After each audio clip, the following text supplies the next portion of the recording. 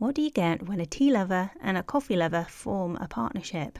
Well, you get some fire and flow. Listen in as I chat with Charlotte and Callum, two of the three founders of Fire and Flow, a UK coffee company that's doing things differently. We discuss matters like ethical sourcing, eco-packaging, and the challenges of navigating a pandemic when you've just launched your business. And if you've ever had a coffee with plant milk and wondered what you can do to stop it separating, sit tight as you'll get to hear a secret tip on what to do.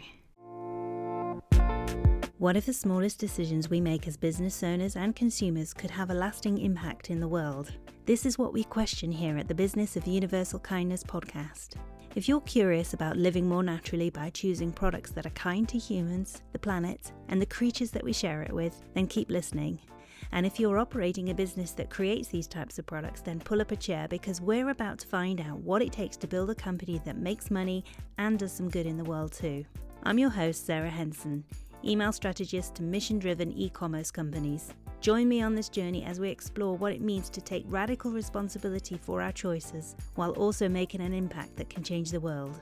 Because universal kindness is everybody's business. Okay, Callum and Charlotte, welcome to the podcast. I'm so excited that you're here today because we've got a lot to talk about with Fire and Flow. How are you today? Yeah, really good. Thank you. Really glad to be on. So thank you. Yeah, very good. Thank you. Got my morning coffee ready to go. Yeah, me too, of course. I would just be disappointed if you didn't have a coffee in hand, I have to say. So yeah, Fire and Flow is, tell us a little bit about Fire and Flow.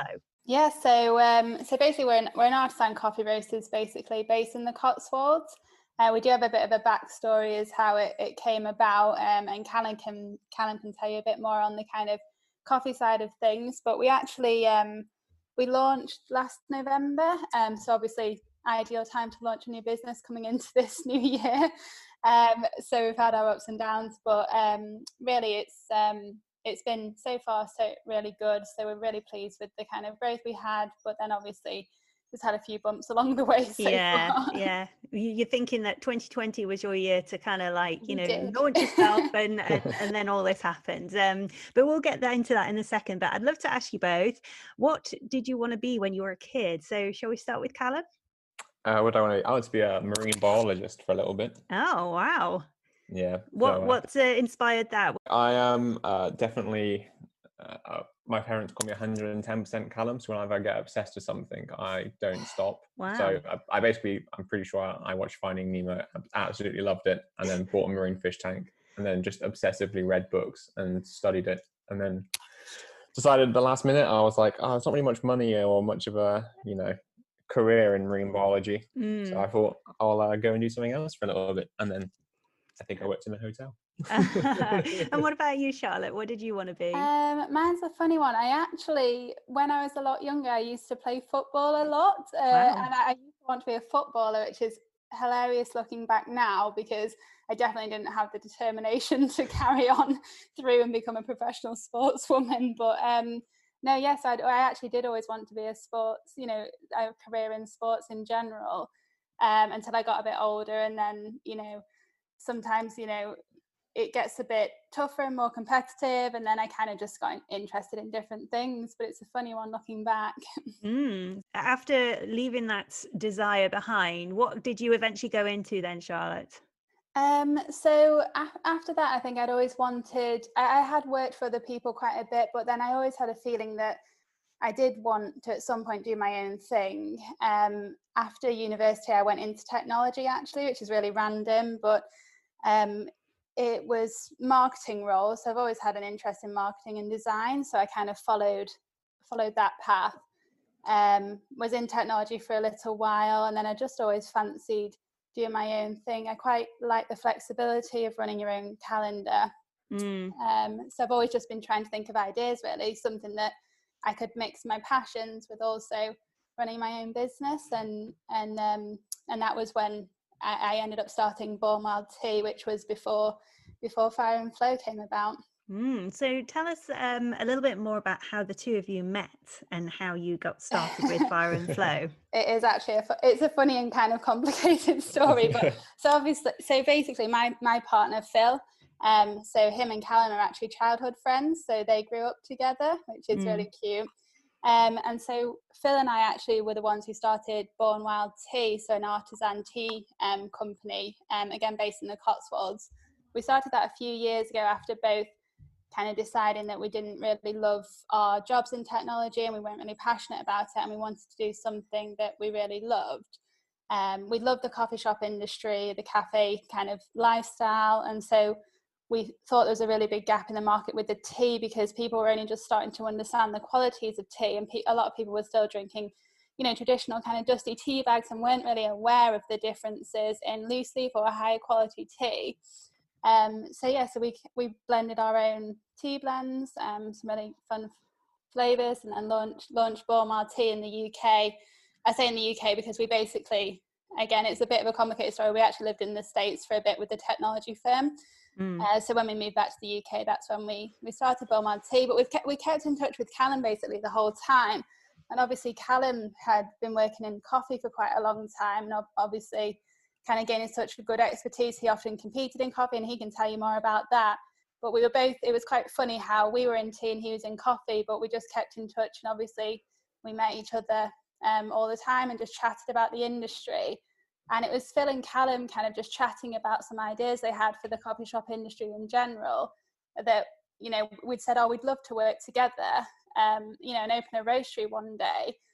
But then we all just thought, you know, there's never a good time to do anything. We all just need to, let's actually consider this. Let's actually plan it out, put something together.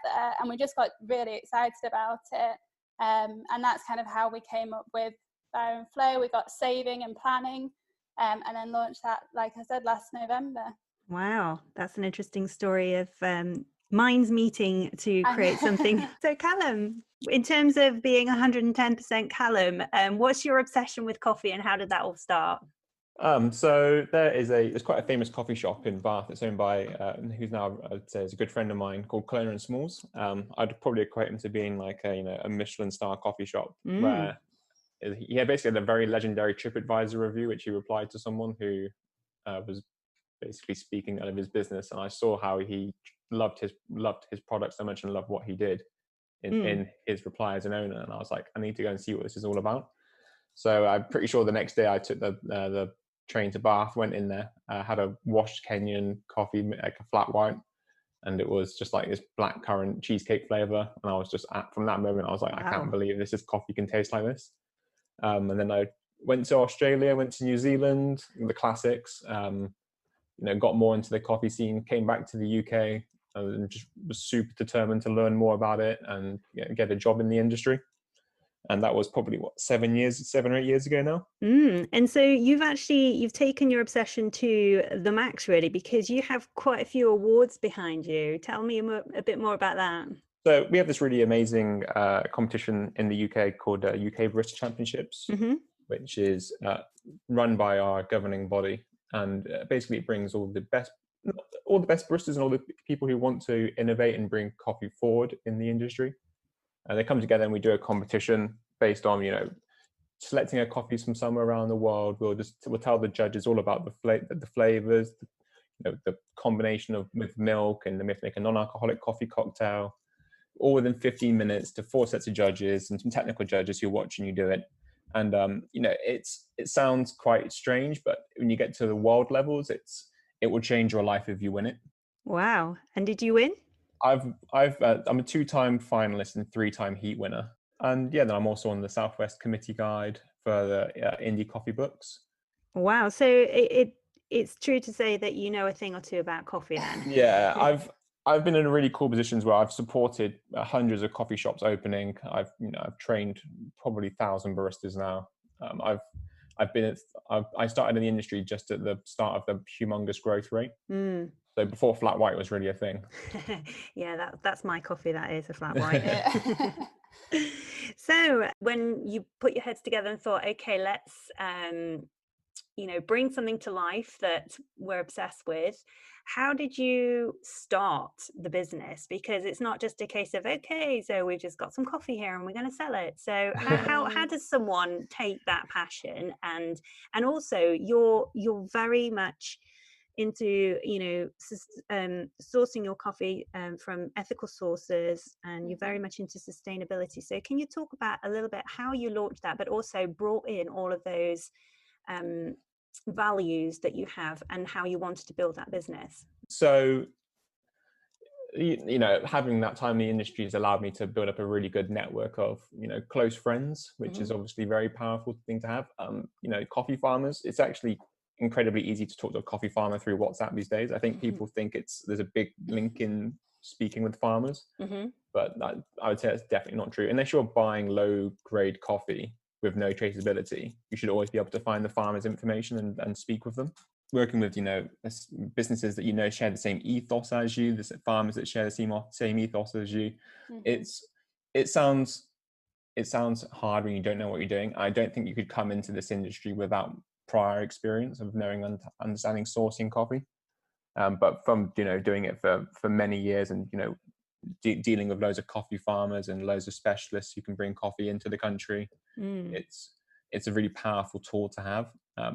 And the most important thing is you work with people who share the same values as you, and that's a massive part of what we believe in as a business. So what does it mean to be ethically sourced then?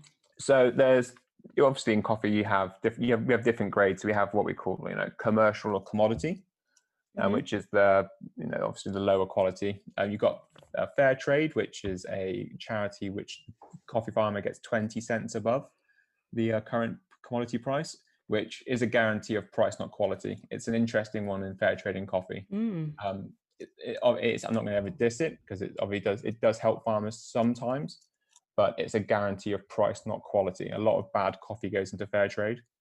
Okay.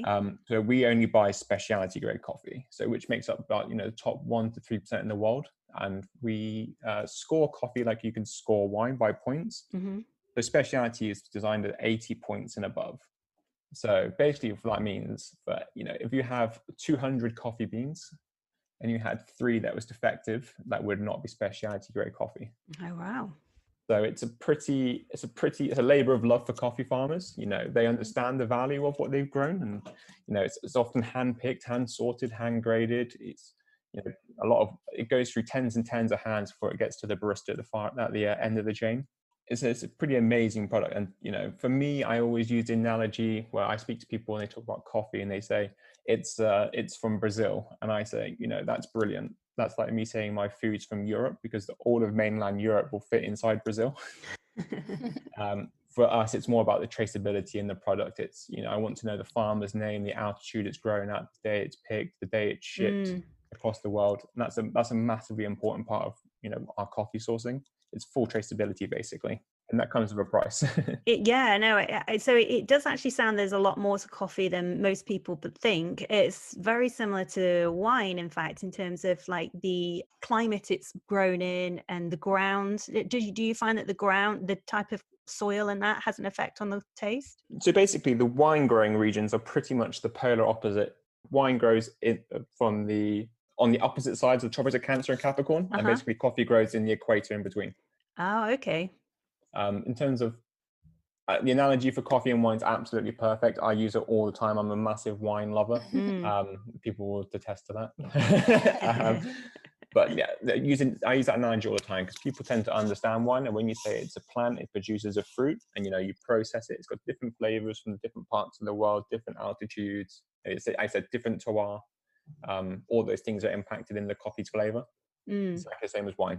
And I don't think we use the vintage term in coffee enough. In wine, we use vintages all the time. Yeah. But it's not used in coffee because I don't understand how we can't correlate a good sunny season to coffee where it's perfect temperature affects the quality of the crop. Well, maybe that's something that you're going to revolutionize in the coffee industry and bringing in that kind of metric. You heard it here first. Exactly.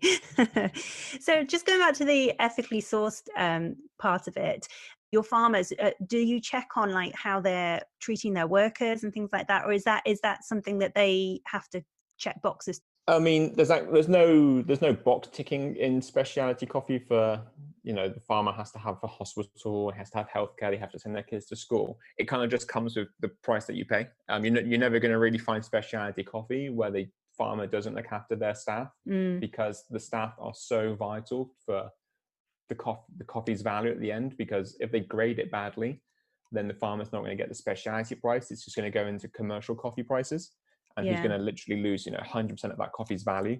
Yeah, so it's not a case that the farmer can actually pull the wool over anybody's eyes, because it's evident in the quality of the coffee that you get in the end. Yeah, exactly. It'd be pretty much impossible to run a coffee farm producing really high quality specialty without taking care of the staff, because people just wouldn't work there for the amount of effort they have to put into it.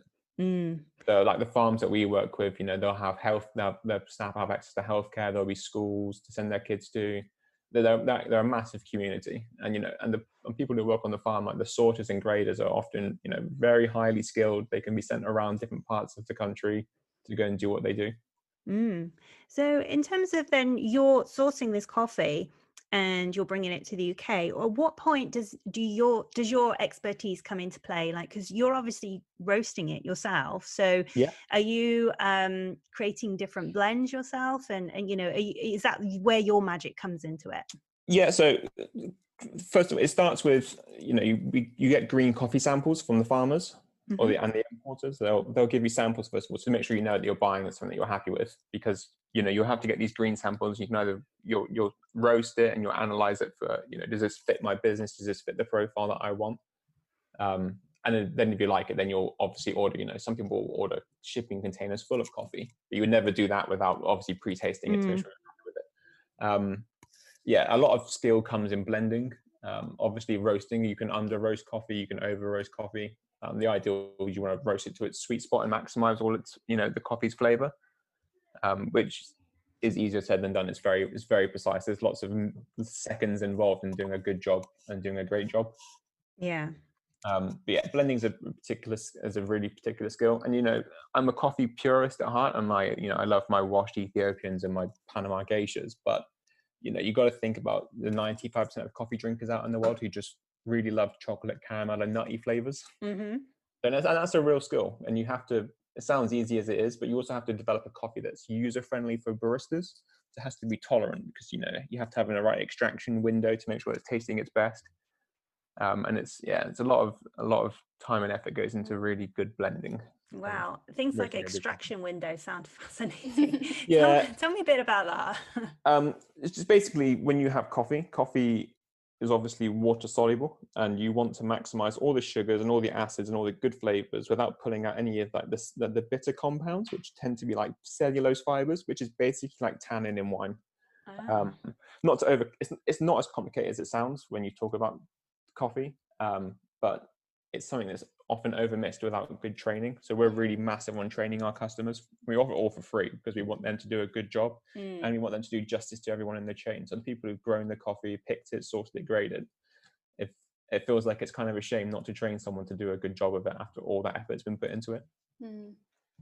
Fascinating. So once you've roasted it, then we get to the point where you're going to be packaging it. What challenges have you found in terms of trying to allow your values to lead your business and actually be eco-friendly in your packaging and things like that? Packaging is a real rabbit hole. So there's obviously, you've got biodegradable, you've got compostable. I did a lot of work and a lot of research into this in my previous career. So I feel like I definitely know my packaging types. The problem is it's not so much smoke and mirrors at the moment. It's making sure the waste goes to the right place. If you have commercially compostable or biodegradable, if you put it in a garden bin and it goes to a commercial plant, chances are it's going to get taken out because they don't know that's the right material. Unless you're plastering it saying this is compostable and this is biodegradable, it will just get taken out. I think it's something like 96% of biodegradable and compostable is incinerated still, which is a scary fact. I'm not saying it's the wrong thing. I'm just saying that we don't have the right infrastructure at the moment. So what we do is and there's also the aspect of just how does your product last inside it. A lot of compostable and biodegradable doesn't always breathe very well. It lets moisture in, which is extremely bad for coffee. So it becomes the point of what we do is we actually just use an aluminium foil lined bag, and what we offer is we will say to our customers, we will come and collect it from you when we come and visit you to do training. Just give us all of them. And there's a specialist company that we use in London, which will basically what they do is they melt the plastic layer off the top of the bag, and they use that as fuel to power the factory, which then recollects the aluminium. Wow, that's a pretty neat way of recycling that. So when you're talking about your customers, then this is something in the material you sent over before we got on this call. You talk about your partners. Now, when I'm thinking about a coffee company, I'm thinking your customers are just people like me, but that's not the case. Who are your partners, and who do you partner with?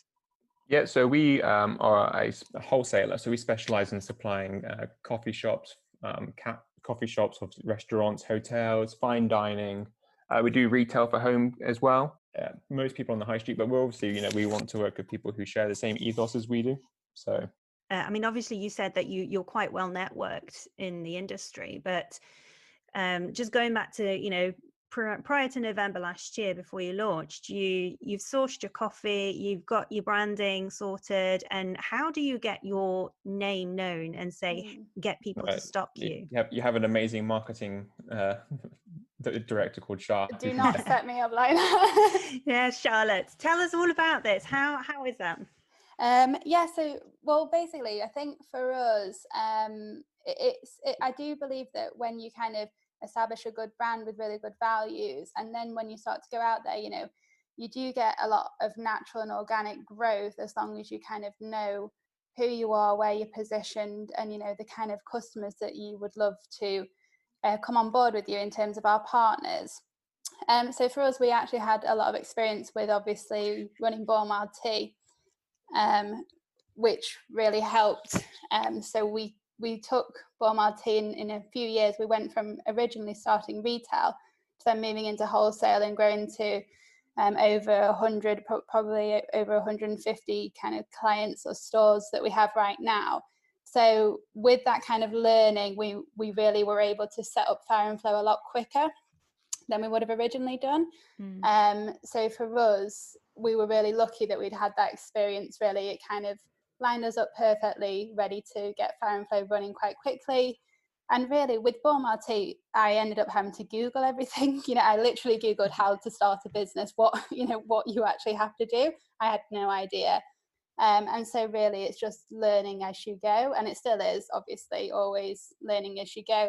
But for us, as long as our values are right, our positioning's right, we know who we are and what we stand for, I genuinely believe that we will attract clients that are best for us, which so far has worked. And, just word of mouth and quite organic growth, really. One of the most sustainable ways, we think. Yeah, so it's not a case of you having to do advertising and things like that. It's more to do with your network, connecting with people, and word of mouth referrals. Then is that how your growth has been, or have you seen any growth from like using social media and things like that? Obviously, social media is massive for us. We do see a lot of interaction, in particular on Instagram. So we find really, it's best to focus on a couple of social media channels instead of spreading yourself too thin. So for us, Instagram has worked as one of our, as the best social media channel for us. We've just found that from trying different things. So really we end up noticing that, customers, partners end up following us, and then we reach out to them from Instagram a lot of the time. So that's something that we really value. And it is often through, just as long as we can stay unique in our positioning and really know what we stand for, and if we just can, continually put out that consistent message, we find that we are attracting more and more of our type of partners, really.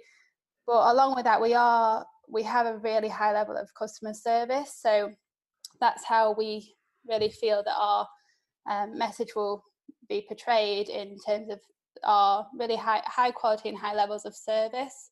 So, if someone needs something next day, they're not even a client of ours. We just did that this week, absolutely no problem. And we really do hope that people see that we care so much about working with our partners, about their success as well, that we really want to grow together. And that's really our values behind it. And we'll always go above and beyond. Yeah, because it is like a circular economy, isn't it? If you're there helping others grow, like you said, then that in turn helps you grow. Exactly. It's the best way of doing it. I think we actually write little cute quotes in each order, kind of inspirational or motivational quotes when anyone orders wholesale or online. And, there's one that I'm writing at the moment, and I just remember it. It's, if you want to lift yourself up, lift up someone else. And that is so true. And, we all have that same value, myself, Callum and Phil. So it's great that really everything we do in business is revolving around adding value to our partners. And that in turn helps us. So you've actually got a beautiful website. Do you actually sell direct to consumers at all, or are you solely involved in retail and wholesale? Yeah, no, we do sell online as well as direct to consumers. So obviously at the moment we have had to shift quite a bit of our business because of coronavirus to doing that.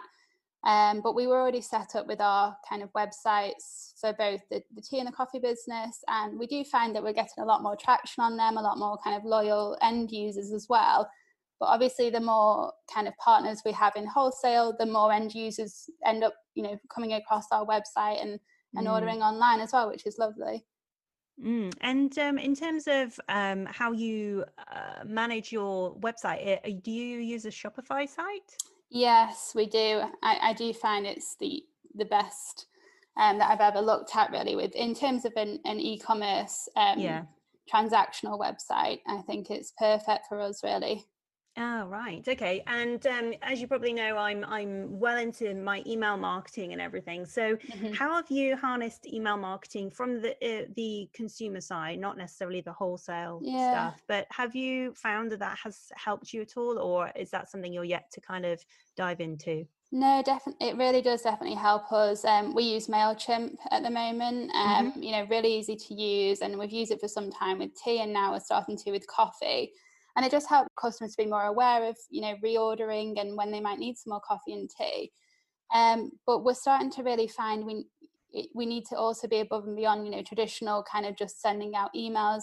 Video is now something that we are wanting to incorporate more, because it puts a lot of our personality that often you might not see. Like, Callum's chatted today about, his passion, for the kind of sourcing of coffee and his passion for wine and things like that. You just don't normally see about a business, about the people behind it.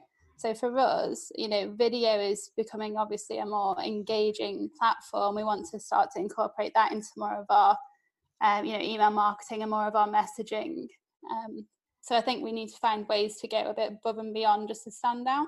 Yeah, exactly. I mean, that's the thing, isn't it? Is being able to tell your story and getting people to know who you are, because I think that's one of the important things, especially in business today. People want to know where their products are coming from. They want to know who is behind it all. So being able to share all of that through various channels like podcasts and things like that, I think that's really important to be able to share that.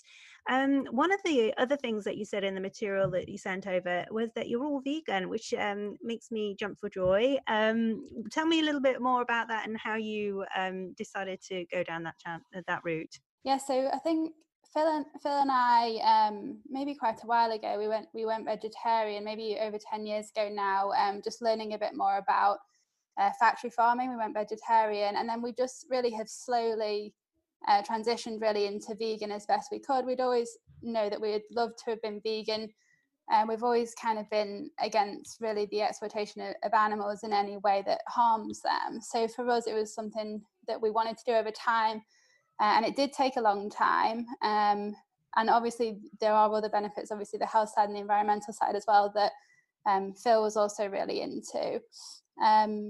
So we talk about, probably took us about 3 or 4 years to finally kind of go vegan fully.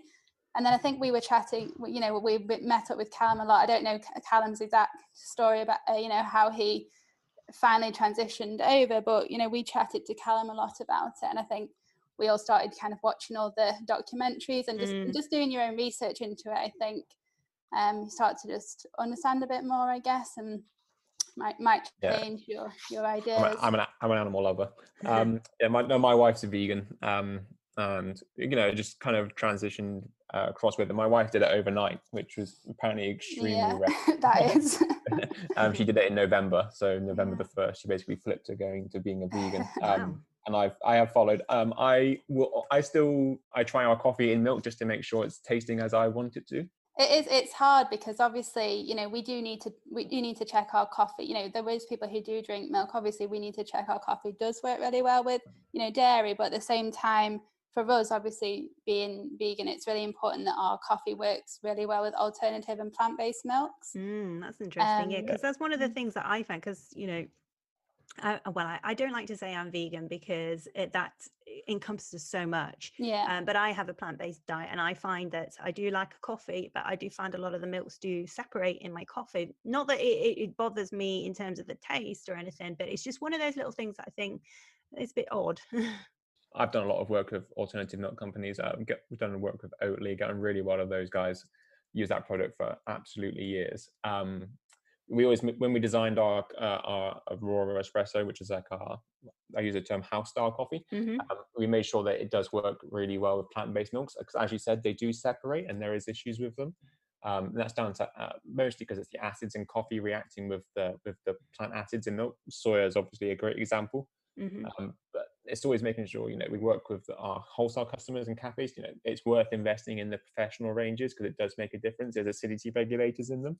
It sounds terrible. It's just bicarbonate soda. So don't worry too much about the chemicals being used, which is it's a really important part. And we spend time training our baristas to use plant-based milks the best that you can in the coffee shop. So things like, if they ordered a soy milk latte, put a splash of cold soy milk in the espresso before pouring the hot milk on it.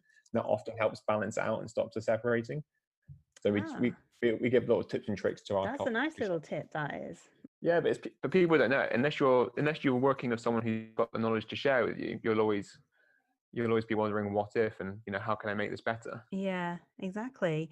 So obviously we are navigating a very unusual time, but however, you're quite young as a business starting out in November, so this is possibly business as usual for you, really, in terms of having to navigate this pandemic. So how are you navigating the challenges so far then?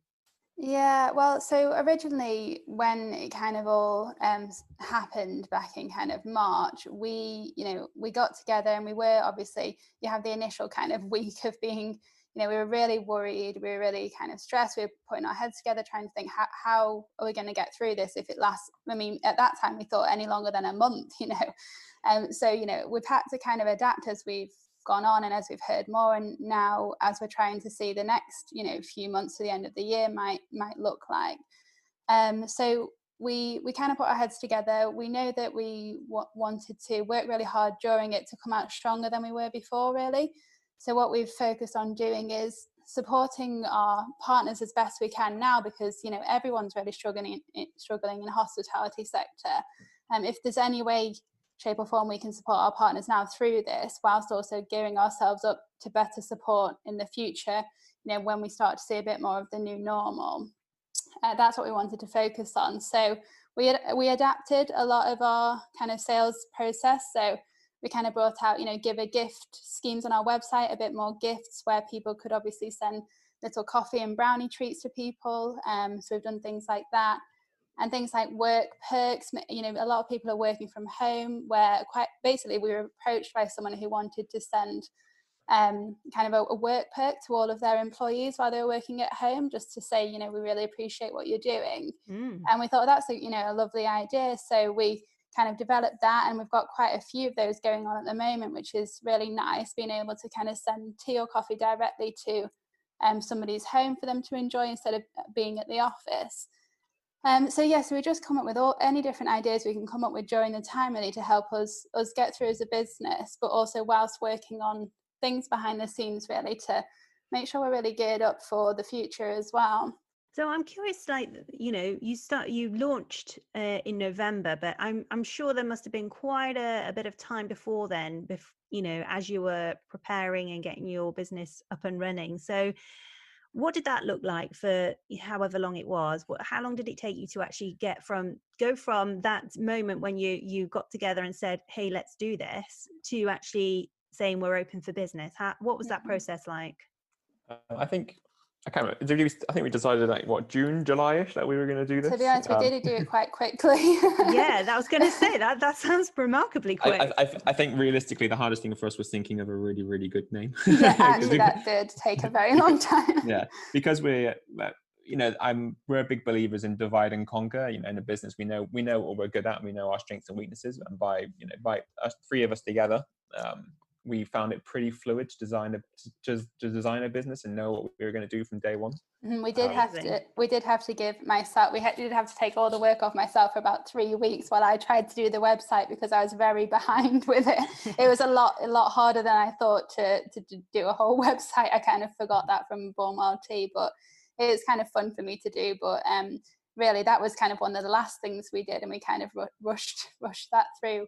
But I think all in all, we set it up pretty quickly, again, just the prior experience we had from the tea business. But that was obviously really beneficial to us, and we're so glad that we were able to do that now, because it could have been another story if we had started, this year.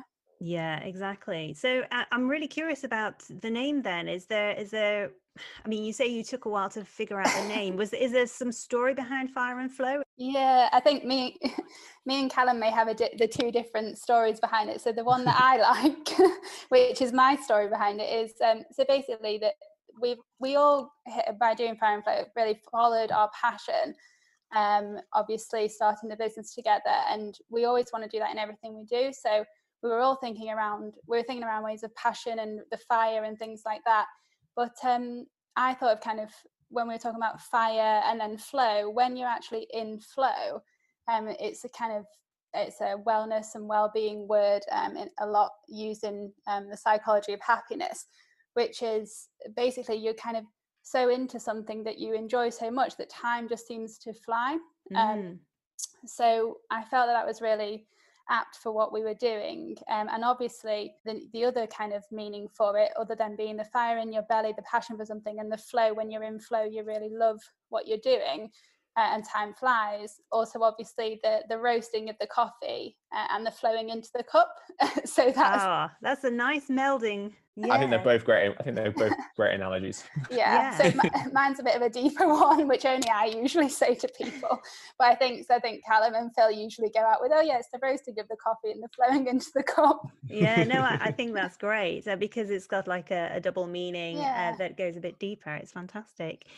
So if there's anyone listening to this and thinking, yeah, I've got a real passion for something, but I just don't know where to start, I'd love to make a business of it, what would your advice be in terms of getting a business up and running and going for it? Wait to see how the economy is after this. No, I'm a big believer in it. If you don't love the start of the journey, you're always going to struggle. If you don't love the pain of building a website, building a brand, and putting in the hours of typing customer support documents and training guides and that, then you're probably never going to really go at it 110%. Yeah, I was going to say just commitment to that end goal. As Callum was just saying, when you do start the business, just in a way, as long as just make sure it is something you're truly passionate about, because all the ups and downs often, there are times where people will, you will go so far down, you don't know if you're actually going to come back up. And we did have those worries when all this happened as well. But really, if you just accept that there's no way that it's not going to work, and you'll carry on until something doesn't work, passion and persistence is really, I believe, all you need. Yeah, and a question that I should have asked you earlier then, when you were actually bringing this to life, did you get investment from anywhere, or was it a case of like, we're just going to put our life savings into this? Yeah, so no, we just put our savings into it. But for us, really, in a way, we did always want to grow it quite organically at the start. So we want to kind of go out there, get a feel for it. We want to build the base of the business quite organically, which is what we're doing now. But we do have big kind of growth plans for the future. So for us, if we can get a good base to the business, now's the time to try everything, to change everything, to get the good model in place, which is what we're doing now. And we do, everything on a shoestring budget. We do all of it ourselves. which I think is great, because then you learn how to do it. And then even if in the future, when you can pay someone to help you with things like social media, website, at least, we have the experience of that ourselves. Okay, so if people want to find more about you, where do they need to go to find you? Yeah, so we've got both of our websites. So we've got fireandflowcoffee.co.uk, and our tea business is bornwildtea.com. So you can find out all our information online and get in touch if you have any questions. And you say you've got a good presence on Instagram. Yeah. So you can follow us on Instagram. Again, it's Fire and Flow Coffee and Born Wild Tea on Instagram. Oh, that's amazing. Is there any lasting message you'd like to leave our listeners with, whether it's to do with your passion for coffee or building a business? I think I would say don't underestimate the supportive infrastructure by going to your local indie coffee shop during these times. The infrastructure that you support by buying one coffee from your indie coffee shop, it's unfathomable. It's a humongous chain of people that you're supporting. That's a wonderful thing to leave us with. Thank you. I just want to say thank you for joining me on the podcast today. It's been a great pleasure talking to you, especially learning about your passion for coffee and, a few of the tips that you've shared. It's been fantastic. Thank you so much. Yeah, thank you for having us. You've been listening to the Business of Universal Kindness podcast with me, Sarah Henson. If you enjoyed the show, then please subscribe and leave a review so that more people can find it and join us on this journey. Find the show notes and more episodes of this podcast at sarahhenson.co.uk/podcast. Music is by Studios On It from Audio Jungle.